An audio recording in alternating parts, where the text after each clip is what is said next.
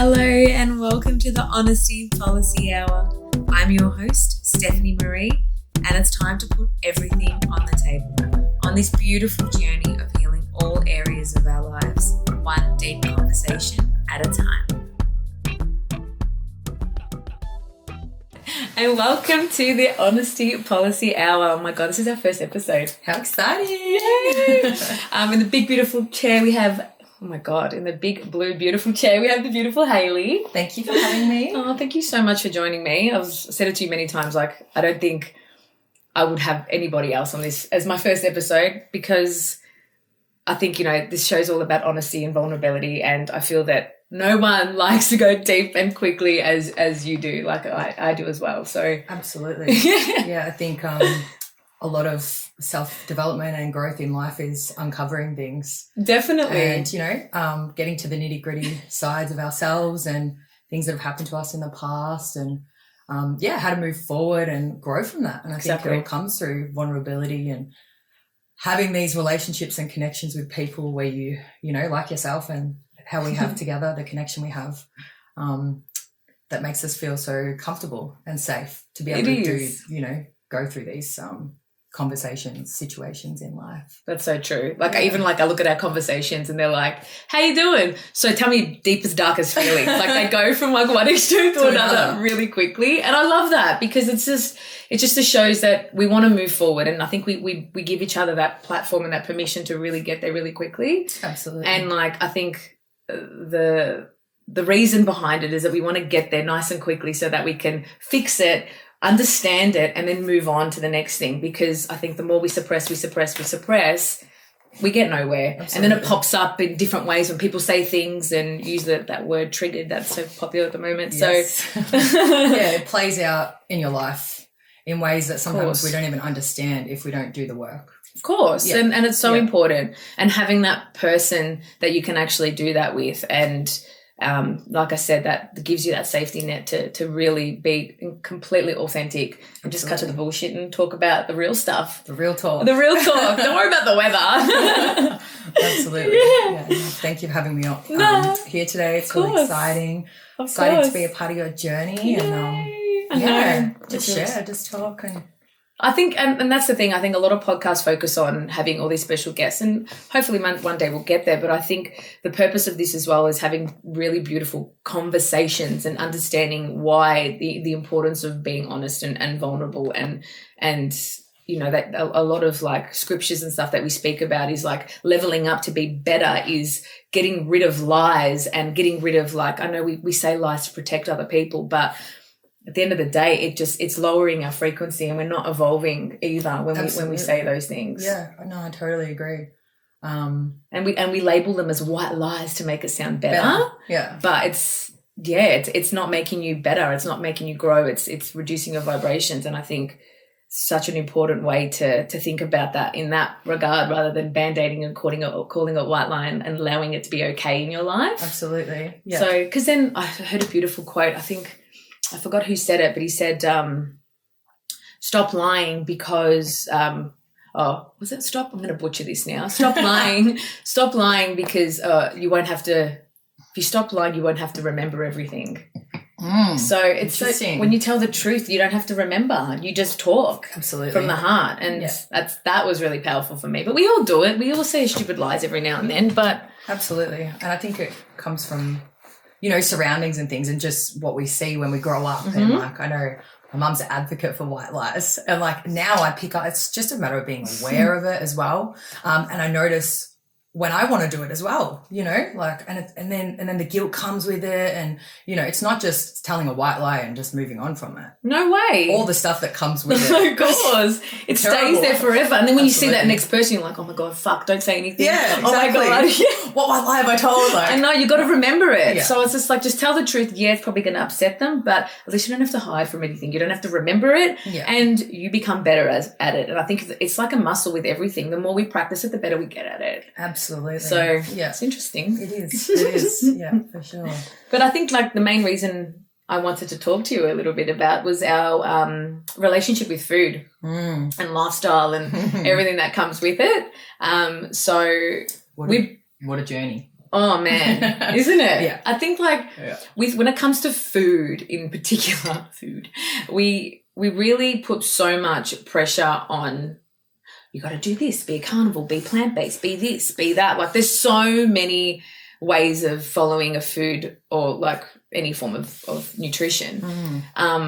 There's just so many, and there's so many styles, intermittent fasting and keto, and it's never ending. There's so much information out It's there. confusing. It gets really overwhelming. Especially if you're not really into it. You just like, you speak to someone, they're like, oh, you've lost so much weight, you look amazing. What have you been doing? Intermittent fasting. Yeah. Like, it's like, fuck, I need to do that. Yeah. But you don't know why. Like, I tried intermittent fasting and it completely ruined my gut. I think for women, it really does interesting things. I think for men, it does wonders. Yeah. For women, I don't know. I think women, our bodies are so different. We require to be nourished constantly. Mm-hmm. And the fuel system for us is very different. And I think as the cortisol levels increase, I'm not too sure about that, but yeah, I think it's when we wake up, especially women, that our cortisol levels are super high in the morning. Greater than men? So I'm pretty sure. So us prolonging the eating stage, creates even higher cortisol levels, which again is not great for the human body, like the female human body anyway, especially if you're considering your reproductive system, your cycle and things like that. Yeah, I think it can be quite, what's the word? Not strenuous on the body. At times. Well, cortisol's great in the morning because it's what gives us the energy to move forward and to do things during the day. Like that's important. I think if we didn't have that, we wouldn't get nothing done. Absolutely. So that's our do hormone, which is amazing, but it's supposed to drop. And I think if it doesn't do that, and if you're not eating till 12, your body thinks, where am I going to get its next food source from? And I found that a lot. I used to do 12 till 8. And by 11:30, I was like losing my marbles. I was looking at the time every 2 seconds. Yeah. I was just sculling water and going to the bathroom every 2 seconds. Yeah. I didn't enjoy it. Yeah. I didn't. Yeah. It's been a bit of a different journey for me, I think. I think I'm just so used to it now. But I think my circadian rhythm with food is the opposite. So are you still intermittent fasting now? Yeah. Just naturally. Okay. I'm just not a morning person with food. I grew up eating breakfast, but I think since I sort of started or begun my health journey, which was about 5 years ago, my brother was super into intermittent fasting, sort of introduced it to me. Didn't know enough information about it for females, but just kind of gave it a go 3 to 4 times a week. And I found for me that gave me a lot of energy. It did play with my cycle to start with a little bit, so I kind of backed off a little bit. But yeah, up until this day, like I've been on and off with it, not super consistent. But yeah, I probably don't eat till about 12 o'clock. Yeah. I will have a coffee, so that obviously will break my fast. But prior to drinking coffee, I was not having anything till 12 and finishing by 7. And you do that every day? Yeah. I was doing it for a while every day. And that was too much. Yeah, just too much. And I would find the similar patterns of, get to 12 o'clock or prior to 12 o'clock. And I'm just antsy, a little bit on edge, hungry, super thirsty. So it definitely plays out in your life. And it's something that I think I have to continue to look into purely for the fact of hormone imbalances. Of course. Yeah. But things change, right? Like I do it sometimes unintentionally. But I don't feel better for it though, because I'm thinking about it like, fuck, I haven't eaten yet. But like our lifestyle changes. Like when I had Atlas, like food was like when I was breastfeeding, obviously I was eating so much because I needed it and I wanted it. Yeah. But then after that, like obviously now he's 16 months and it's like some days I just feed him and concentrate on him and I don't eat until when he's sleeping at like 12:30. So, but your life changes and things change and you get busier, you get quieter, or if you're at home for a period of time, you want to eat more because you're home all the time. But if you're busy and doing that, you get distracted, so you don't really need it. But if you want to do brunch or go out with the girls or do something like go out with the family for breakfast, so sorry, I can't eat till 12:30. Like it can interfere with your life, of course. Your lifestyle. Yeah, of course. Yeah, it's the same as plant-based. Absolutely. Man, like all right, we'll get there. We'll go there. Here we go. Ready? So I was plant-based for nearly 10 years. fuck, 10 years. It was a long Long time. time. Yeah. How long have you know you're not plant-based anymore? Not anymore. No. How long were you plant-based for? So I wasn't fully plant-based. Okay. I still always ate eggs. Yeah. We had chicks at home. Purely for the chicks. Yeah, no, purely for the fact that we had our own chickens. We gave them a big enough space. They had enough, free range, but really free range, organic feed. What did you feed them? Organic, like the grain. They had grains and stuff. We also feed them all our scraps. Cool. So veggie scraps. So like they're your compost box. Yeah. And every now and then a bit of protein. Yeah, nice. So like sometimes not chicken. Oh no. We're not that crazy. But no, like if it had leftover tofu or something, you'd throw it in there. Yeah.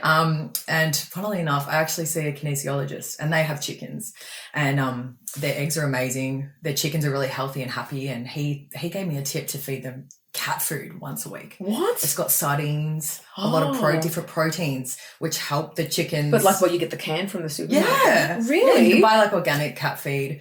Yeah, because we noticed our chickens were starting to lose their feathers and we just trialed a couple of things. Apple cider vinegar in their water. It's meant to help with their immune system. And cat feed, and they go crazy over the cat feed. No way. Yeah, I know, it's hilarious. Sardines. That's interesting. Hilarious. Well, like, it's not really cat food because it's like, you look at, it's funny how we label these dogs and cats and stuff like that. But like, because you think about cat food, you think about the shit that's in the can. Literally. But you can get good quality stuff and you look at the ingredients and they're very clean. Yeah. So that's the reason I wasn't fully plant-based. I still ate eggs. I have a quick question, sorry. With the yolk of the egg, what colour is the yolk? Yellow. Bright yellow? Yeah, more yellow. Yeah. It's funny when you buy the supermarket, they're orange. They're orange. Yeah. I know, I did some research. What's the difference? Into that. So I think it's the fact that they're just a lot more fresher. Okay. So you eat them the day that they normally, lay them? Look, depending on how many eggs you eat, but generally, like I walk down in the morning, go and get some eggs and have them for lunch, just fresh. And you can taste the difference. Of course. But they just look organic. You can just tell, like you get a piece of capsicum at the supermarket and you get an organic capsicum and you're like, what? There's flaws. Absolutely. They're not perfect. Perfect. Yeah. That's it. So, me and my brother called it vegan. Vegan? Oh, we were vegans. 3 years, just over 3 years. 3 years. Yeah. Beautiful. Yeah. Nice. And what made you go plant-based? So health, purely health. Yeah. Suffer from, I don't like to say the word suffer, but I've had gut issues for a long time, being sort of from when I was a teenager. Yeah. All the way through until I decided, it was still ongoing when I decided to invest in my health and start that journey. But yeah, purely to sort out my gut, the cycle. I wanted my cycle to be, on time, to understand that a little bit more, and just to have a better understanding of fruit, vegetables, what food can do for you. Yeah. I just had no idea. Yeah. Super oblivious. But who does, right? That's it. It's got to start somewhere. And I was exactly the same. Mine all started from health. And it was like, obviously we all love animals, but it wasn't to do with that for me. It was all based on health. And I was exactly the same. My gut was completely screwed. And that's where it snowballed. Once I started doing that, it was like, okay, because when you take, it's like with anything, yeah. If you got a carnivore diet or you're in a whatever, if you follow something, then what's the common denominator? You're taking out shit. You're taking out preservative. You're taking out packet food. You're taking out all that stuff. So of course you're going to lose weight instantly, regardless of what you do. If it doesn't involve preservatives or shit from the supermarket, like packet stuff, obviously, you're going to lose weight. Yeah. But I found that once you do that and then you introduce a bad food or a preservative or anything that, then you notice it tenfold. It's 100%. like, oh my God, I feel awful. Because we have it all the time. You get used to it. Absolutely. Yeah. And then when you take it away, wowza. I think that was the biggest eye-opener for me. Yeah. Yeah, it was like, kind of going like cold turkey off all the crap, just whole foods, organic tofu. And the transition was the hardest, just like being creative, or learning about like, oh my gosh, lentils, legumes, chickpeas. Like I've never really eaten them in my life. And just understanding the benefits and what sort of macronutrient they come under, and what the benefits of this is for your body and what it can do for your mind, and then sort of not even introducing super processed foods, but just like like a protein bar that was in a packet and it's got additives and this and that. They killed me. And how shit I would feel after, like stomach out here. Yeah. Just I guess a lot more aware as well, a lot more conscious of what's going on in the body. Because you're not used to eating it. And then when you do, you're just like, you kind of feel guilty and you're like, I'm eating it. And then it's like, you're waiting to feel shit. But is it placebo? Do we feel shit because we're waiting for it to happen? Oh, it could be somewhat. Yeah. But I think the fact that you're getting rid of and then you're reintroducing to such a clean system in a way. Like obviously there's still stuff there to be cleaned out. But yeah, I think reintroducing that, you're more in tune with your body. You're more aware of what's happening. So you're actually feeling these things. Yeah, definitely. But yeah, I definitely think placebo effect has somewhat of an impact. Yeah. Well, you look at the ingredients and it's like, look, there's some clean ones out there and they're way better than what they were. Oh, yeah. We've come a long way. Yeah, definitely. Yeah. So when I started going plant-based, the main reason was I did a couple of bodybuilding competitions, and like even before that, like in my early 20s, that's where I started looking at food differently. Like, I don't know if I told you this funny story. So for those who don't know, me and Hayley are first cousins.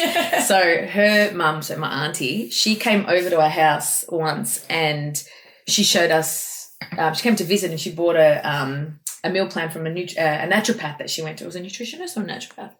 Nutritionist probably. And she's like, oh, yeah, I just got a new plan. And I was like, oh. And food was nothing for me at that time. Like I just eat whatever my mum cooked. Yeah. And it wasn't bad food, but it was a lot of white stuff, processed white, a lot of pasta coming from an Italian family. Yeah. Lots of creams and potatoes and just lots of white stuff. And I saw this and I was like, oh. I'm like, I don't know. I think it was just I was so curious to see what it would do. And I'm like, do you mind if I take a photo of it? She goes, no, of course. So I followed it to a T. I went to the health food store and I bought everything on them. And I know mountain bread was so common on it. I ate it. I made lasagnas from mountain bread. I did like all these different things and I was just using like really beautiful ingredients. And I saw that I'm like the taste obviously wasn't as intense because you're taking a lot of salt and a lot of oil, a lot of white pasta, of course, and all these different things. And I lost so much weight. And I started feeling amazing. And even like the clarity that I got from it, I'm just like, oh. So when you take out processed foods, you actually think better? I was like, is that a thing? Yeah. So I started like piecing the things between food, consciousness, feeling, emotions, like it's all the same thing. It's all the same. And then that's when I started training and I started feeling really strong. I had no idea what I was doing at the gym. I was just copying the little pictures of the machines and just doing whatever. I'm just doing a little shitty range of motions. And but I loved it. Yeah. I loved it. And then after that, that's when I got so into the gym. And I think we're very much the same like this. We're very all or nothing type of people. And when we want to do something, it's like, let's go in, let's do it all. Yeah, make it happen. Yeah. And I got so into the gym to a point where I was like, I need more. I want more. How do I get better at this? And that's where I was like, I really want to do bodybuilding. Let's do it. Because I see girls doing it and I was like, fuck yeah, let's do it. And then I did. And then obviously the food is just like, I know the bodybuilding industry is so different now. It's more macronutrients. Yeah. So they give you the range, the coaches, and then you just eat what you want intuitively. Based on what you want, but you just got to follow the macros. Yeah. But then it was all calories. So it was like starting off at 1,500 calories and then peak week of your comp of the show, you'd be on like 900 calories. Yeah. And it was the same shit food. It was bass fish, really shitty quality, the bottom of the barrel fish, all from Woolies. Like they're just quality, no quality. Like you look at all the stuff that they do to the meat and the fish, and then they're just injecting them with saline, and it may contain chemicals. I'm like, of course it contains chemicals if you're using maybe. And I was and I didn't know. I just thought food was food at that stage, so I was just eating the same shit every single day. And then afterwards is where it was the worst for me, because I was eating 100% clean Monday to Friday, and then Friday night till Sunday, and I would just make up for literally the weekend. And that was where you realise. So you'd be like, clean, bad, and of course what it was doing, the highs, the low lows. It was because I was. And the worst part was I gained so much weight after the comp so quickly, because I was trying to, my body was just like, thought it obviously was still in survival mode because I wasn't having a lot of food, and the stress and it was just, it was awful. It was a very low time for me. And obviously taking away a goal and then not having another goal, you feel abandoned. Well, yeah. I was completely lost. Yeah, and those are the things we don't talk about either, right? Like you set yourself a goal and that's what you focus on, and you get there and it's like, what after? No. It's too high, too low lows, right? Yeah. Yeah. And I think like when you're doing stuff like that, having a coach or someone to like really guide you, because I don't know what the fuck I was doing. Like I was just winging it. I was like, all I want to do was compete. I didn't think about after. All the other stuff that come with it. Yeah. Not at all. And like and then that's where afterwards my gut, oh my God, like because I was obviously eating polar opposites from a Monday versus a Saturday. And then obviously like with the supplements and stuff, like again, I know that there's good qualities, but I was having pre-workout, intra-workout, post-workout, snack as a protein bar. And honestly, I look at the ingredients now and they're like paragraphs of stuff that doesn't even sound like food. Yeah. It was like a fucking science experiment. Yeah, so it's scary, isn't it? Man, it was intense. And that's where I was like, okay, like I remember when I changed jobs and I was working at the gym, I was underneath the desk in fetal position because my stomach was like out here. My eyes underneath were all dark. And that's where I was like, all right, I need to do something. I need to do something. And I spoke to a naturopath, and he was booked up for months and months and months. And I called him and I'm like, I need something now. I need relief. And he recommended to get a colonic done. So a flush. Yeah. I got 2 done. And she was like, yeah, it's not good. Because I looked sick, like I didn't look well. And obviously, after that I felt really good, and I was like, I don't want to put anything bad in my body after that. I flushed everything out. Wow. That's my refresh button. Let's start again. And that was, again, all or nothing. Let's piss everything other food and let's go plant-based. Let's go vegan. Let's go, because that's the thing. I think if you stop if you stop eating everything, you can eat, like you can start afresh and be like, let's just eat like greens and legumes, and like you were saying, and learning about it and being organized and having to be eating less when you go out. And it was such a learning curve for me at the start. I had no idea what I was doing. None. And you went plant-based really early on the stage of when, like veganism sort of was coming. It was barely a thing, Yeah, so, it wasn't popular. Yeah. Like you go to restaurants and it was like, I struggled. I was just like avocado and toast. Oh, yeah, a couple sides to make a meal. Yeah. You still spend like $40 But so it was just a lot of learning. But my brother was vegan a few years before that. So he was a really good start for me. So he helped me a little bit. And that was what pushed me to go vegan as well, because he was showing me some videos and how to do it and all that sort of stuff. And I think we were living together at that stage as well, so that was helpful. But and then for me, I really enjoyed it. I did at the time. Like once I got good at it and understood it, I felt amazing. I really did. Like I felt clear, like even consciously, like I felt, I don't know, I started feeling more when you take everything out. Like I felt really connected.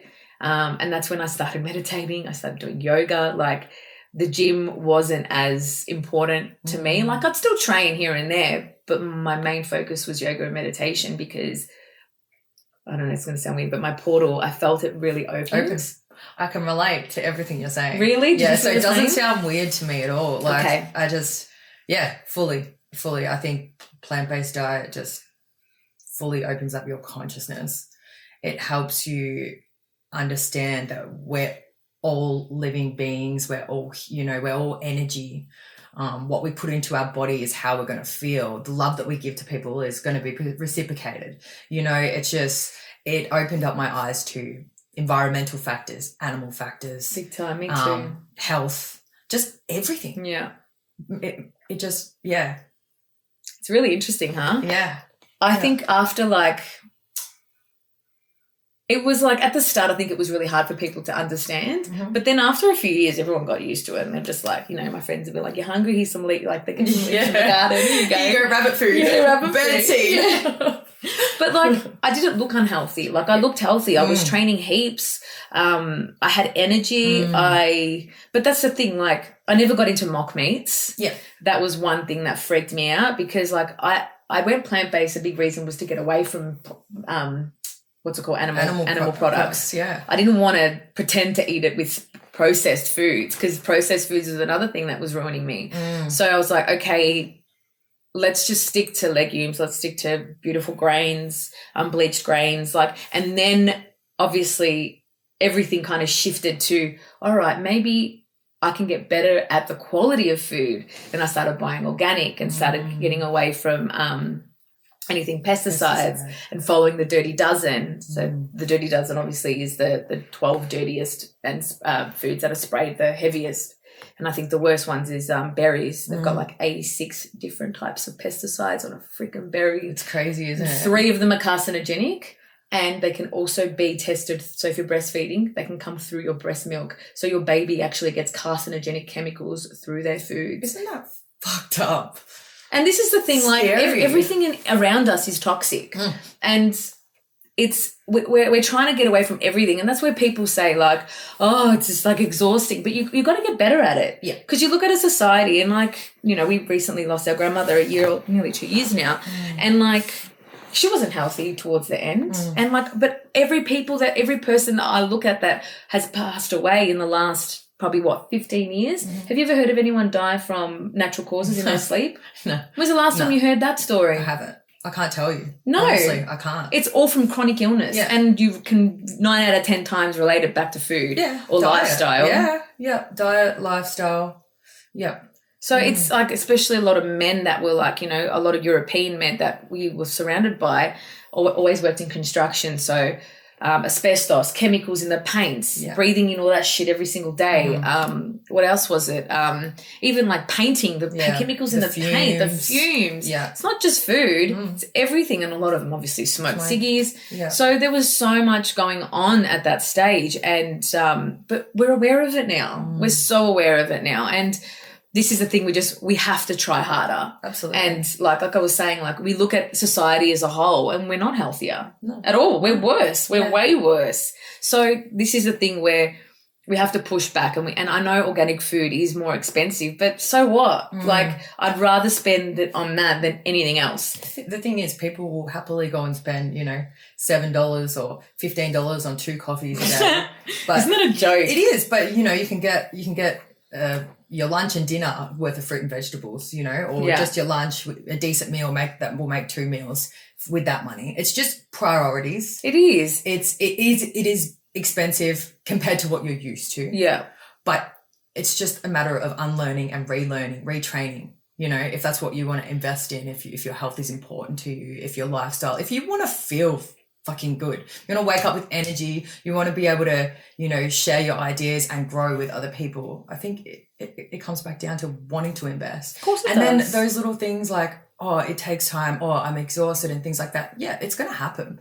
But it's a matter of like pushing past it and figuring out your why. Yeah. You know, if your why is strong enough, man, you're going to just do it. Of course. Yeah. And you're going to, when you start to, not dismiss, but when you start to lose the excuses, or you're aware of them popping up here and there and you filter them out, it allows for growth in every other aspect of your life too, you know? Of course. So it's like, I think as well, like people, it's a lot for people to understand, but for me, changing my lifestyle was a reactive response because I wasn't healthy and I felt awful. So, and this is the thing, this is where most people start training. It's always reactive. It's never proactive. And that's what we do as a race. We're so reactive with everything. Absolutely. Change won't happen unless it's shit. Yeah. And that's the worst part. Like if you're looking at a scale of 1 to 10, right? You want like 10, obviously you feel the best, and 1 you feel the worst.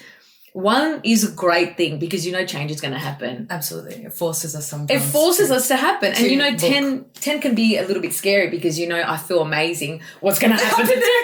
When am I going to come crashing? When am I going to come crashing? Yeah. But then I think the most dangerous place to be is 5 because that's complacency. And this is where you're stuck. Exactly. I don't need to do that because I'm comfortable. Exactly. Yeah. Why do I need to change? But that's the thing. If you want to be anywhere, it's an 8 to 10 or a 1 to 3 because you know that you can bounce back anyway, but you want to avoid that middle section because that's just toxic. There's no room for growth. None. That's a great way to put it, the scale. Yeah. It's a really good way to put it. It's very interesting because I've been in 5 many times in my life and I don't know what it is. Like, are you afraid to, like, is there so much going on in your life where you're leveling up is a little bit difficult? Like, are you busy? Are you too busy? You just can't be fucked doing new things? Or is it, I'm distracting myself? That's a big one because you don't want to bring your shit out of your head into the surface and really look after yourself because you get in the way of yourself. Yeah. It's like suppress, like we were talking about. Push it down. Don't want to deal with it. Let's ignore it. Pretend it's not there until it bites us on the ass and when we do something stupid in our lives. So it's like, yeah, I think food is the main one. And I know that when my food is good, everything is good. And I don't care if I don't train for a week or 2 weeks, but if my food is good, I'm good. I'm clear. I'm conscious. I feel good.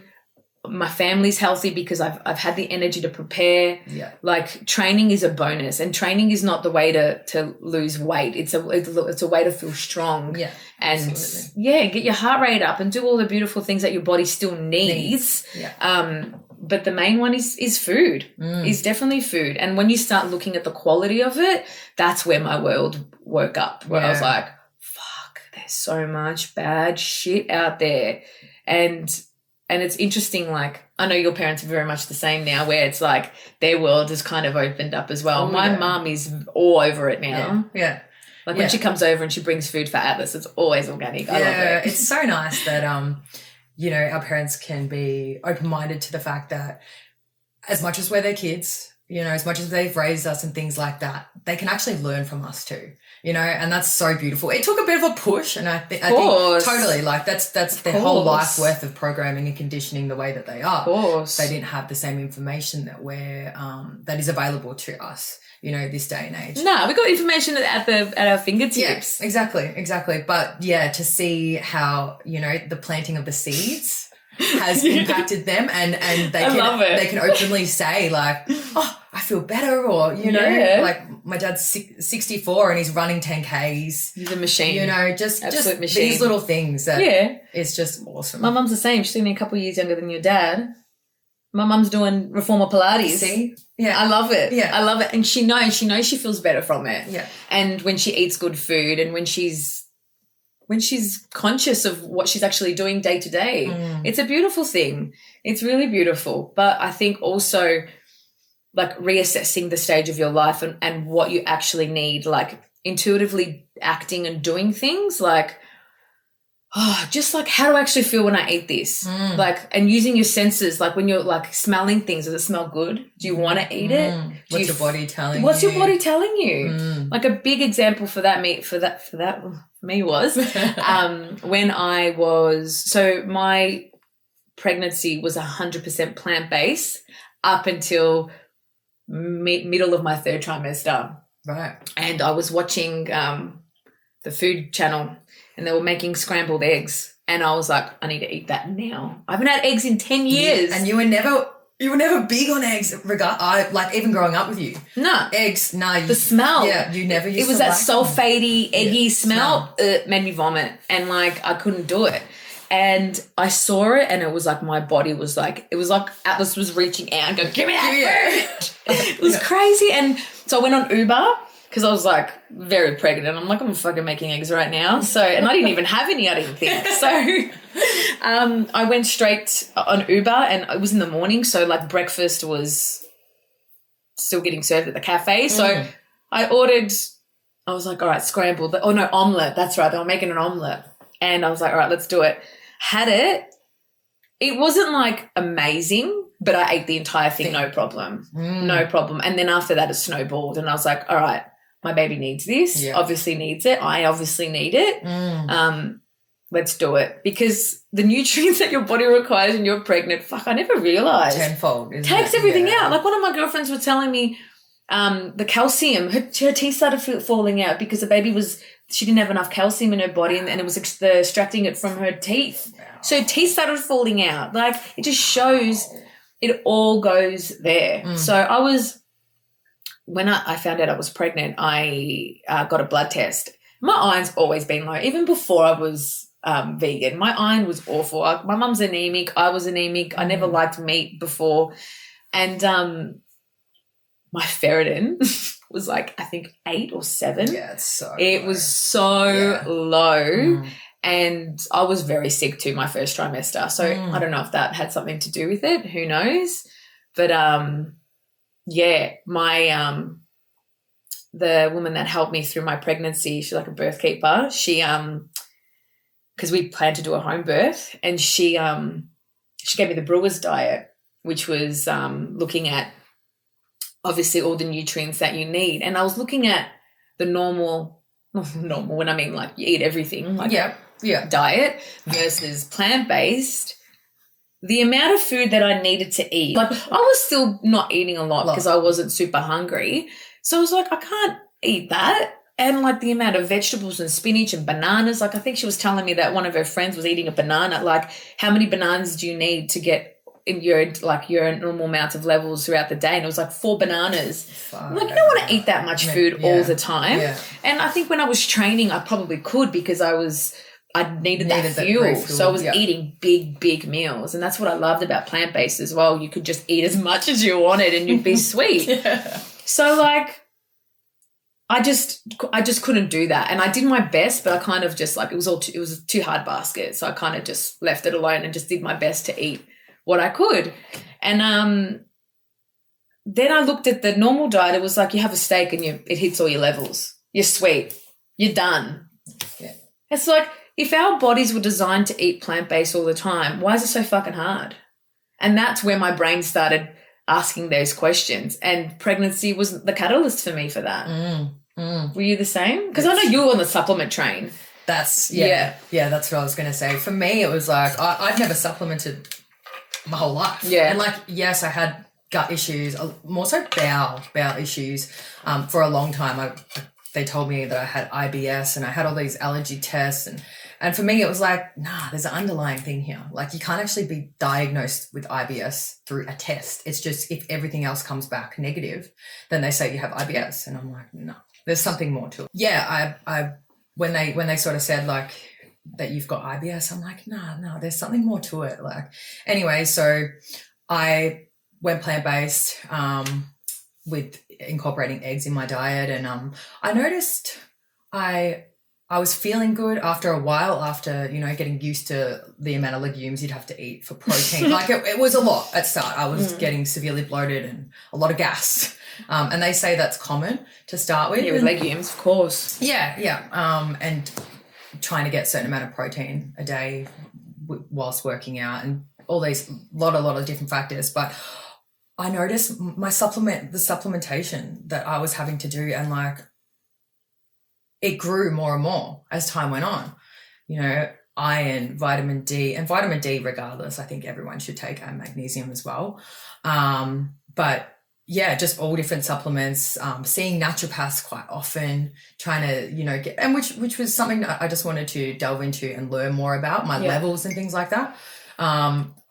But the supplementation, like, honestly, I've got a bag out there and it's actually ripped because the supplements, I have like 15 things in there of supplements. Wow. And one day I kind of was sitting at my desk at work and I looked down and I'm like, this isn't fucking right. Like, I feel great. I've learned so much about, myself, life, what a plant-based diet can do in terms of consciousness, in terms of a self-discovery journey. That's really what it was for me too. And learning about Western culture and the hidden messages and things like that, and just figuring out what I do want in life and what I don't want in life. It really, really helped to get me there. But one day I just looked at my supplements and I'm like, this is not right.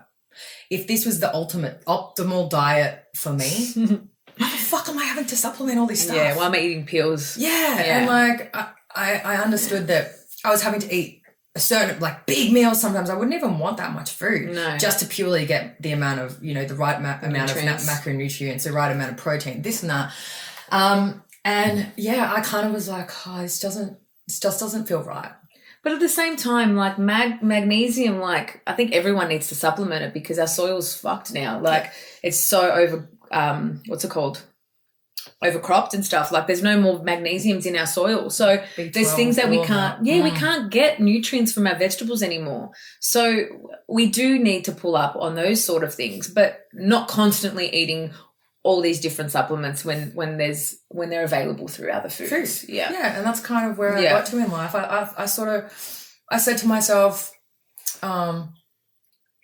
you know, I really, really feel like this lifestyle choice and change of mine that I did 3 years ago when I pretty much went plant-based has served me. It's helped me grow. It's done all these wonderful things for me, but I think that there's a point where this lifestyle change has, literally served me for the time that it has, and now it's starting to have the opposite effects. Yeah. You know there's change happening. Yeah. And long story short, but I went overseas for 5 months last year. I came home this year quite sick, really low in energy. I would sleep 11 hours a night, wake up feeling like I've been awake for days. Just not right. No energy. I really felt really scattered, a lot of brain fog. Just my levels, something wasn't right. And so I decided to, also I was getting bacterial infections, parasite, you got fungal infection. I got ringworm overseas. That's right. So I went to all third world countries and did some Muay Thai training, and it was a really, really amazing trip. But anyway, my immune system was super low, and I was really susceptible to anything and everything. And I got fungal infection. I couldn't shake it. Just not right. And so I came home, dealt with it for a bit, and was just like, I just don't feel myself. This is really strange. Decided to do a colon cleanse. 4 days of no eating. You drink this drink. It's got organic buckwheat, bentonite clay, things that literally sweep your digestive system and your colon. And so they say that the colon can hold up to 8 to 9 years worth of food. Wow. And like, I was like, wow. Imagine, 3 years of eating healthy, but what about all before? I'm like, I know what I ate. Like I just ate anything and everything. I was such a sweet tooth. I know what I ate. Chocolate, hot chips, just the quick, easy, convenient, high sugar. Oh my God. High sugar content, white everything. Makes me anxious thinking about all this shit. It makes me feel sick, and I can feel my body go, like it does. It makes me feel anxious when I actually think about what I put into my body. But anyway, knowing that stuff could still be in my colon and playing this apart, I was like, I'm fucking getting this out. Yeah. So did this cleanse. It was the most amazing thing I feel like I've ever done for myself in terms of, I just thought it was going to be a mental challenge to do with the not eating, right? That's what I thought was going to be constantly there. Well, no. By day 2, I think my brain had understood that there's no point in going to that mindset of, fuck, I'm hungry. When am I going to be eating? You're not going to be eating for another 2.5 days. What's the point in going there? It's just torture. You're asking for suffering. So instead, it's like all your shadow shit comes up. Of course. All this stuff, like, there's no distraction. Because I think food is such a big part. Exactly. There's preparation, there's cooking, there's the thought about eating, there's eating, and there's talking about food. Like food is such a crucial part of the human existence, isn't it? Like, and the experience, like that's all we do. And like you look at women that, like our nonna's generation, they were home all day just cooking, just preparing. So when you take that away, I have to deal with me. All my shit that comes up. Yeah. Wow, that would have been really intense. A can of worms. And honestly, Steph, I can tell you the day before I did the colon cleanse, I would have said to you, I'll never eat meat again. Like, don't have any intention of eating meat. I don't feel like I need it. Wow. This and that. Day 2, once I got past the no eating, it was so bizarre. Really, really bizarre. I looked at the TV and like me and my brother, we did it together, and weren't even watching TV. It was just background noise. We're having a conversation. I was standing in front of the heater and I looked at the TV and there was a steak on the TV and my mouth like started watering. Really? Yeah, like to the point that I was drooling. I was looking at my brother going, can you fucking see this right now? What is happening to me? I said, this is one of 2 things. I'm either fucking starving and my body's just like, give me food, or my body is really craving meat. And it had been, me and my brother had like tossed up the idea of eating meat again, possibly, because the reason that I went plant-based was my health. Okay, so I got to a point where I'm like, oh, I don't need animals. I don't need that. I don't feel like I need it. But my bloods said another thing. So I finished the colon cleanse, floated with the idea of possibly eating meat again, went to the naturopath the next week, and she said to me, she's like, Hayley, you are severely anemic. You've got all B vitamin deficiency, magnesium deficient and zinc deficiency. And I was like, whoa. And I said, that's crazy. Like, I'm going to tell you something. I did a colon cleanse, saw this steak on the TV, and she goes, are you considering eating meat again? I said, I've done my research. If I was to eat it again, it'd be red meat, has to be organic, has to be grass-fed, grass-finished. That's where the most nutrients are. The economical story behind organic meat and the farm, sustainability, all of that. Yeah. It aligned with me. Anyway, and so when I told her I considered, she goes, okay, I'm going to tell you something. I've seen a pattern since you've been coming here. You started coming here 3 years ago. Just after I went plant-based, your iron was low. Your all the levels were low, but they've never been as bad as they are right now. Sure. She goes, you're suffering. And she goes, I don't know how you work out. I don't know how you get out of bed. She goes, you got signs of chronic fatigue.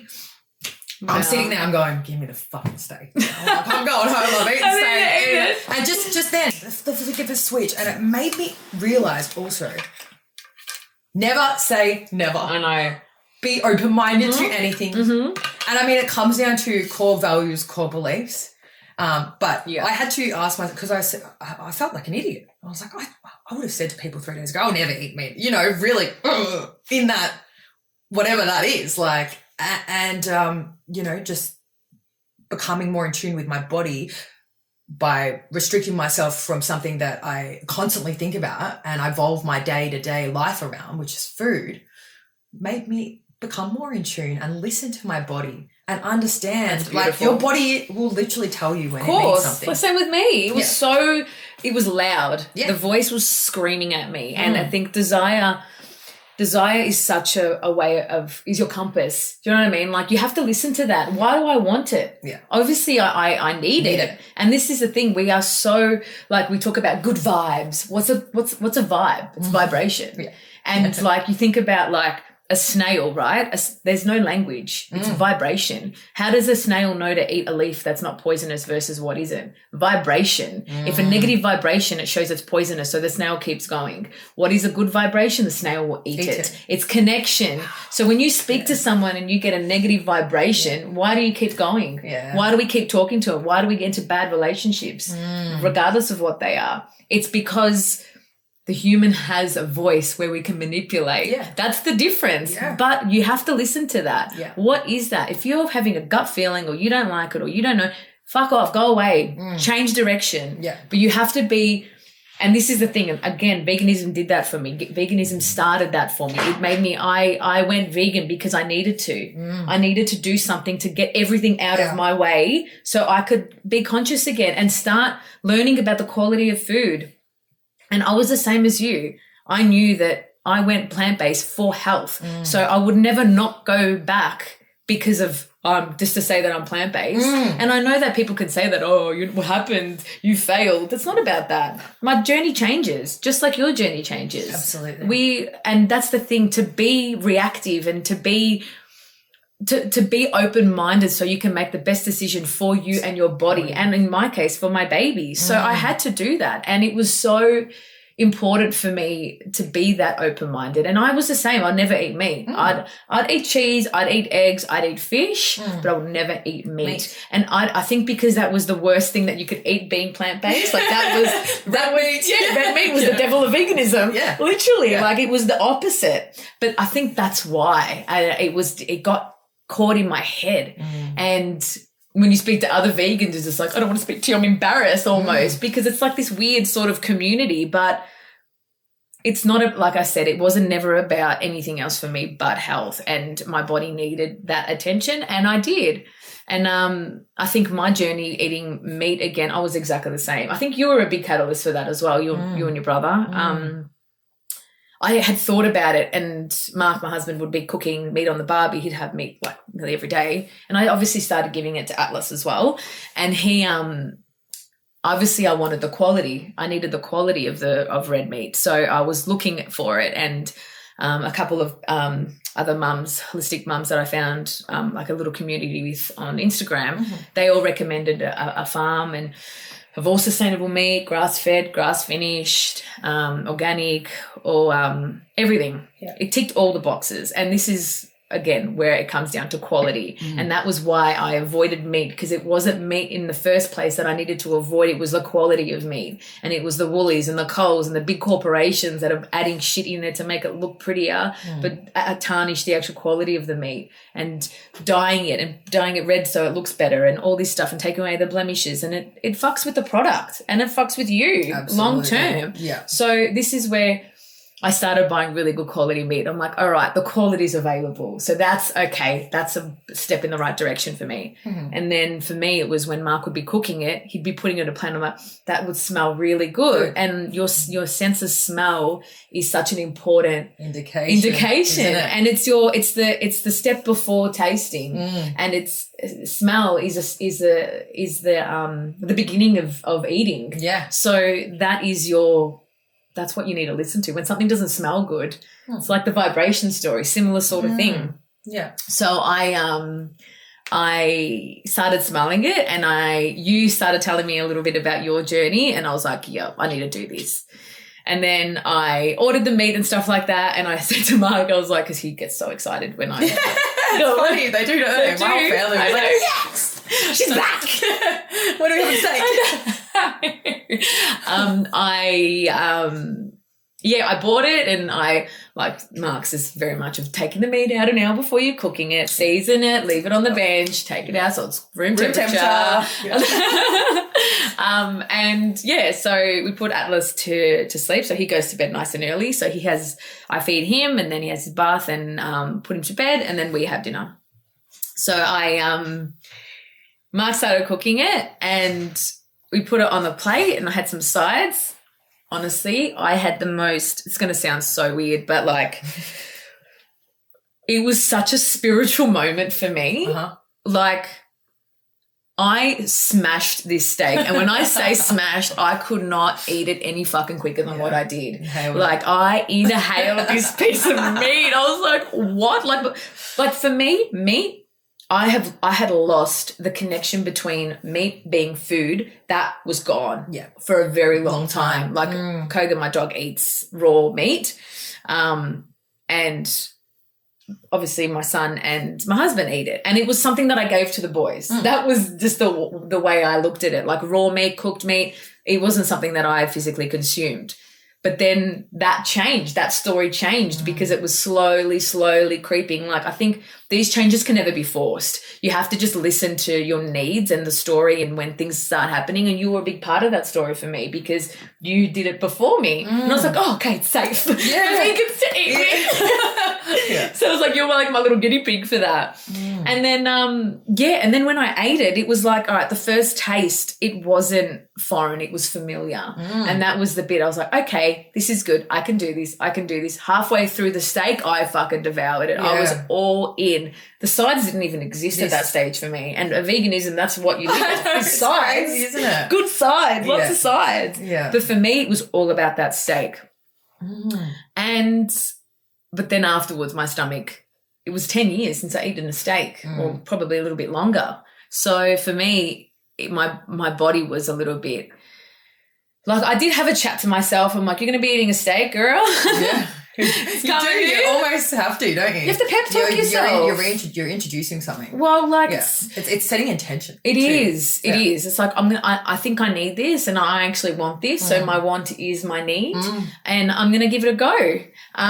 But the day after, I started my stomach started really hurting, and I started getting gastro symptoms, let's just say, and that happened for a good few weeks. And yeah, then I started, I don't know if it was related, but it is very coincidental because I know gastro was going around, but it happened the day after. And then it was going on for nearly 11 days. And then I went to the doctors, and the doctor said, look, just take a gastro stop to stop the symptom.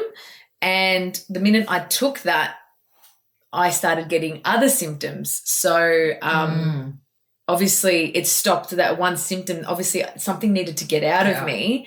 But when that stopped, the symptoms started popping everywhere else. And that's the thing. When you start taking any form of medication, it doesn't fix the root problem. It just fixes the symptom, and then the root is still there trying to come out and suppress it and trying in other ways. Yeah. I got a fever.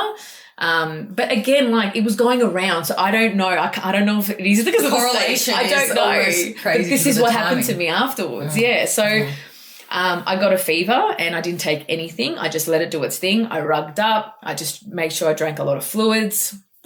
I took some homeopathy stuff, and I woke up the next day 100% fine. Like nothing had happened to me. Like I was sweet. And normally when I've had fevers in the past, I would take Panadol or whatever to like help me. And the next day I feel even worse because again, the bacteria or the something that's inside of me that's trying to get out is just being masked. It's being masked. So it comes up in other ways, or you got a cough, or you feel shit, or whatever it is. So yeah, and a fever, obviously if it hits 39 or 40 degrees in the temperature, there's no bacteria can last in your body, and that's your way of body's detoxifying. So it worked. Like I said, don't know if it was a steak, but after that I started eating it once a week. I had a bit of I've just been eating steak. I had a little bit of lamb. Didn't love it. Don't know if I can eat chicken. I had a little bit of chicken, but I'm a bit off it. Like I don't like doing some research. It's not the best protein that you can obviously eat. It's very available in our society at the moment, but I'm not loving it. Yeah. But I do want to do a steak once a week. So I've been doing anything that's really veiny and fats. Like it's so funny. Like everything that we're taught is so fucking opposite, isn't it? Like I was listening to a couple of podcasts with learning about hormones. I know. I'm going to wait. I'm going to wait a couple months. Yeah. So for me, I'm eating red meat once or twice a week, trying to go to twice a week. Purely beef, only for the fact that it's I'm eating a bit more leaner protein at the moment, trying not to get too much saturated fat. So on my days where I eat red meat, I won't eat eggs. Cholesterol, a little bit of cholesterol is good for you. That's good for the blood. It's great. Obviously, just reintroducing something as a new lifestyle change. So just small amounts, wanting to see where my bloods are and this and that. Anyway, I went back to the naturopath 4 weeks after eating red meat, roughly twice a week. Everything has been reversed already. So really? Yeah. I don't know this part. Yes, I know. I haven't even told you, but so I'm not deficient in iron at all. I'm not deficient in any B vitamins. I'm not deficient in magnesium or zinc. We're on the mildest scale. And the naturopath did say to me, it can take 3 to 6 months for your body to start absorbing iron properly. But I can tell you right now that your white blood cell count was from 2, has gone all the way up to 11. So I actually have an immune system again. And a lot of it is to do with the natural, the supplements, but again, it's all through the naturopath, so a little bit different to your average stuff that you can get from the chemist or whatever. But yeah, I think with the meat, And yeah, just being, you know, conscious of that, and just the supplements that she's giving me has literally done a 180 on me, and I literally I can wake up and I have energy in the morning. You feel better? Yeah 100%. And she said, of course, she said to me, I can tell by looking at your bloods that your body is just literally, she goes, the quality of meat that you're eating is great. I know from the look of it. She said, I can see a little bit of cholesterol in your blood, perfect amount, twice a week, perfect for you, for your iron, blah, for your cycle. Okay. So for people that are wanting to eat better quality, and people that are listening that are wanting to get on the quality train, where would you suggest that people start? Talk meat. Yeah. In the meat area. Yeah. So my brother's the researcher out of us. He's awesome. He does a lot of extensive research. Prior to even considering eating meat again, it was all about, bioavailable, economical, sustainable. It has to align with my values. There's no slaughtering of animals, things like that. Yeah. And so we have found a couple of farms. So there's one out in Garfield, which is down like Langwarren way. But we actually go to a butcher. I think their farm is in Garfield and the butcher is in Beaconsfield. Fully organic, grass-fed, grass-finished. And you should like the meat. You look at it and you're like, it just looks different. So for someone who hadn't eaten meat for 3 years, my mum and my dad have had the steak as well, and they've been eating meat consistently, and they just can't believe the quality, the texture, how it makes them feel. It's buttery. It melts in your mouth. There's such a difference. And I think like cooking it, like even is a big part of it as well. Like my mum was no blood. Do not see any pink or I can't eat it. And I was very much like that as well growing up, but mainly because of her, I guess. But now it needs to be pink in the middle. It needs to be soft because otherwise, if I'm chewing, if it's in my mouth for too long, forget it. I'm not eating it. I'm still new to this. Yeah. So the texture was. I'm going to be doing that. It's got to be medium, very much medium. So I don't want to. If I'm chewing more than 5 seconds, 10 seconds, that's max. Yeah. So it had to be like even last night. I think Mark cooked it a little bit longer than what he did, and I noticed a massive difference. So it's So there's so many. Like you got to go with what you prefer and what you like, and everyone is completely different. But it's the quality, it's very noticeable. Absolutely, yeah. And you can literally, as we all know, we can get any information off Google. So it's just a matter of typing in, bioavailable, butchers, organic butchers, grass-fed, grass-finished is the biggest thing. And what does that mean? So. You can be, a cow can be grass-fed, but it can be grain-finished, which means the last month of their life, don't quote me fully, but from my understanding, the last month of their life they're pumping with grains. Grains, which is inflammation. Cheating. That's cheating. So it's just like, for fuck's sake, there's always loopholes, huh? Yeah. It's grass-fed for the majority of life, but we fucked at the end with grains. Like, come on. These are the things we don't, they're the hidden things. Yeah, so speak to your butcher, have the conversation. Is it grass-fed? Is it grass-finished? And is it organic? Yeah. Yeah. Yeah, and trust me, you'll notice a difference. Yeah. Well, look, I haven't don't really know what to compare it to because it's been a long time for me since I had something that wasn't. But I'm enjoying it. Let's put it that way. How interesting. Amazing. Hey. Yeah. But even with food, I think like so if you're wanting to eat better quality food, eat go to organic store. If you don't want to buy everything organic, follow the Dirty Dozen. Just Google it. You'll find everything. Stay away from berries, especially berries. Usually the rule of thumb that I usually follow, if I can't buy all organic and it has to be like conventional, non-organic, thicker skin, because obviously the pesticides can't get through. What's it called? Absorb into the actual fruit or veggie itself. So doing that just eating, stay away from packets. Stay away from packets, stay away from McDonald's, stay away from takeaway food. That stuff doesn't even come in my vocabulary anymore. I know. It's so interesting to even hear about it, hey, but yeah. Oh my goodness. I know the food that we used to eat versus now, but look, food is life. So be really conscious about it because it's important. And we want to set really good, beautiful habits and boundaries for our next generation. And especially being a mum now, I don't even eat anything bad anymore in front of him because I don't want him to do that. So it's like my actions he's exactly influencing him. So